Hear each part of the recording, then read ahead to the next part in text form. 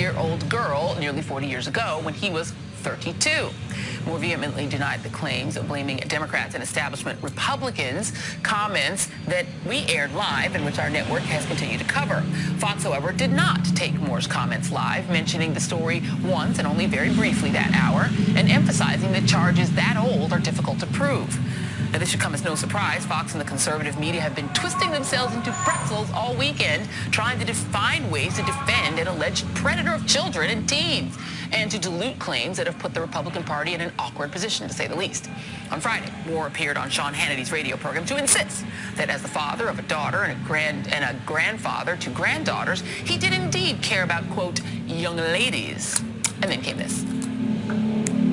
Would it be unusual for you as a 32-year-old guy to have dated a woman as young as 17? Not generally, no. If I did, I'm not going to dispute anything, but I don't remember anything like that. But you don't specifically remember having any girlfriend that was in her late teens even at that time?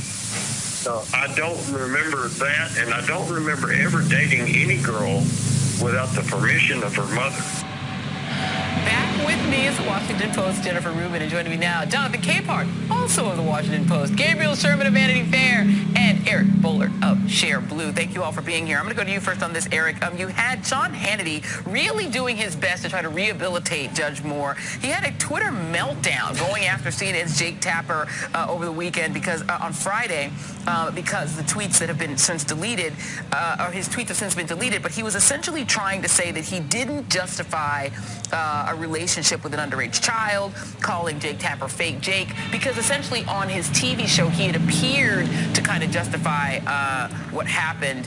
What's going on at Fox? Is there a fear of boycotts happening? Why do you think that he's being so sensitive but also still defending Roy Moore? Yeah, he's trying to split this in a weird way. I mean, he's being sensitive is being kind.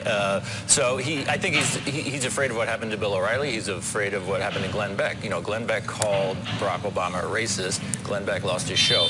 Bill O'Reilly was proven to be sort of the sexual predator at Fox News, and he lost his show. You know, activists have gone after Hannity in the past, but they haven't had a real clear attack line like Glenn Beck and Bill O'Reilly. Sean Hannity defends pedophilia is a very clear attack line. If you go to advertisers with that, you are going to get a response. It is very difficult for advertisers to come back and say, we're okay with this. We like Sean. We like his program. We like his environment.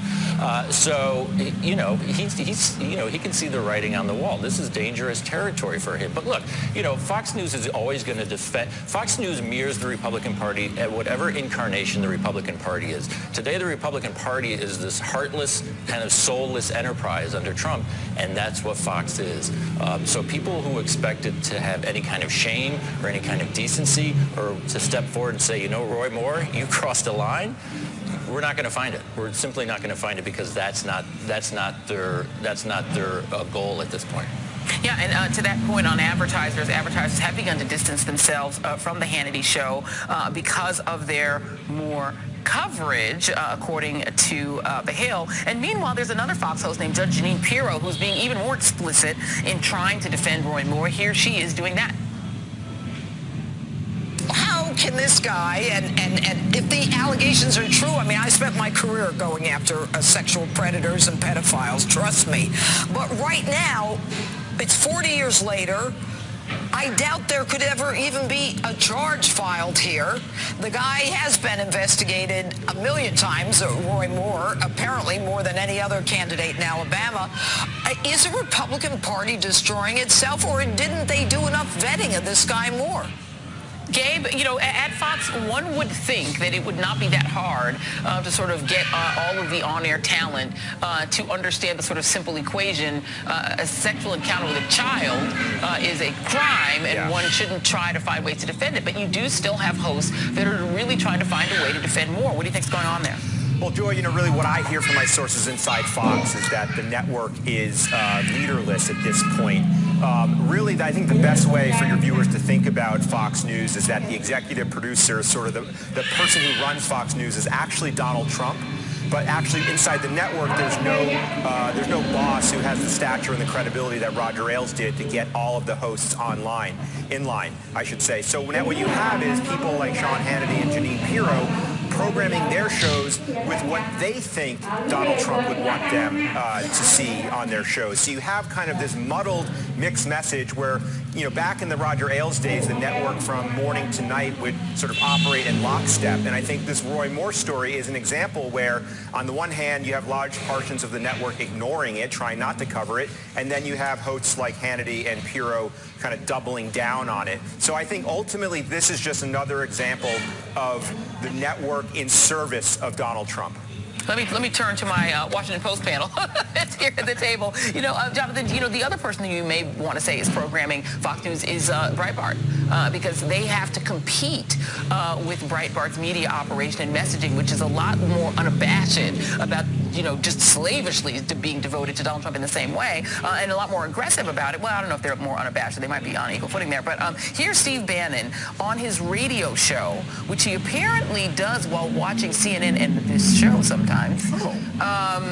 Talking about Roy Moore and who he thinks is out to get Roy Moore. This is about destroying Roy Moore. And you know why they want to destroy Roy Moore? They want to destroy anybody that will step up and speak in your behalf. You know what our response is? Bring it. Bring it. You have not seen anything yet. You think we're going to back down 1 inch? You are dead wrong, folks. Paul Singer, write this down. And you and these Republican scumbags, and that's what you are, you operatives. And here's the good news, folks. We know your names, and more importantly, folks, we know your clients.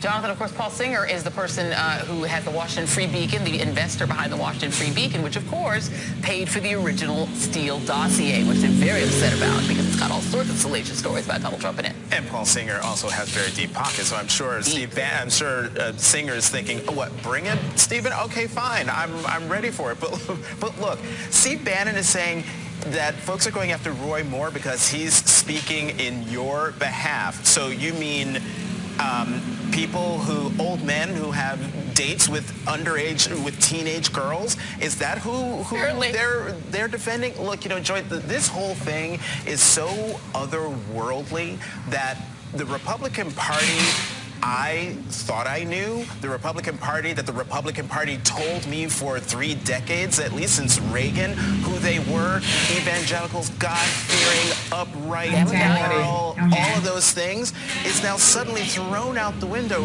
with the election of Donald Trump as president. And now people who are twisting themselves, as you said, into pretzels to defend a guy who he keeps saying in the thing that or in the Washington Post story, it says that he would pick up the dates around the corner from where she lived. Yeah. If the date's on the up and up, why don't you go like a true Southern gentleman to the front door, ring the bell, and greet the parents? This whole thing is just, it's one more piece of evidence of just how far the Republican Party has gotten away from the Republican Party. And there's also a story that people who worked with Roy Moore knew that he was frequently would date teenagers, and that he was known to hang around, like, I don't know, places where teenagers hang out. Football games. He'd be at football games. He'd be trolling the football games looking for dates. That's not unusual at all. The other thing that's weird, because, right, if the point here, Jennifer, is that we must have Roy Moore because we must maintain the Senate majority no matter what, then Bannon would seem to be undermining that, because his new target is not just Paul Singer, big-time Republican donor, but also the Senate majority leader. And he had some choice words for him on that radio show yesterday. Here that is. Mitch McConnell, you're like a deer that's been shot. You're just going to bleed out, brother. You're just going to bleed out. I got you, okay? You're done.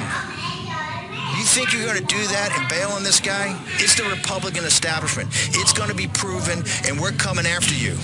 You've been shot like a deer, you're going to bleed out. That guy used to work in the White House. Yeah, exactly. That's the mentality now that goes on.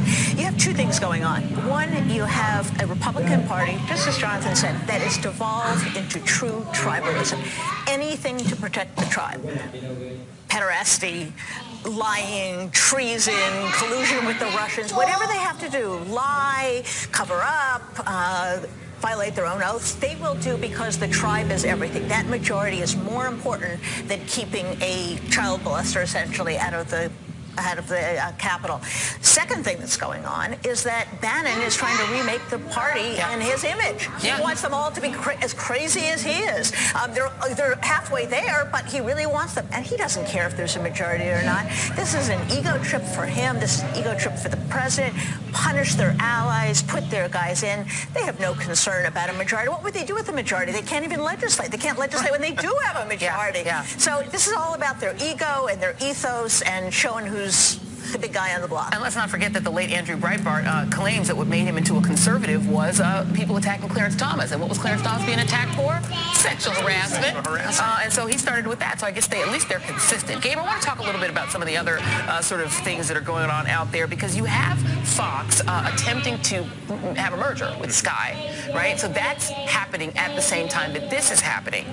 You also have Donald Trump, apparently his administration, trying to push to intervene in the AT&T Time Warner merger, saying, well, you'd have to sell CNN in order to do that, of course, CNN being his arch nemesis. So you have those two things happening at once. What is your reporting on those two items? Well, Joy, the reporting that I've done is that Rupert Murdoch's media empire is actually in a vulnerable position at this point. They don't have the scale that their competitors do that have merged with these giant telecommunications companies. In the case of Time Warner, with the AT&T merger would allow them to reach their customers on mobile platforms in their homes.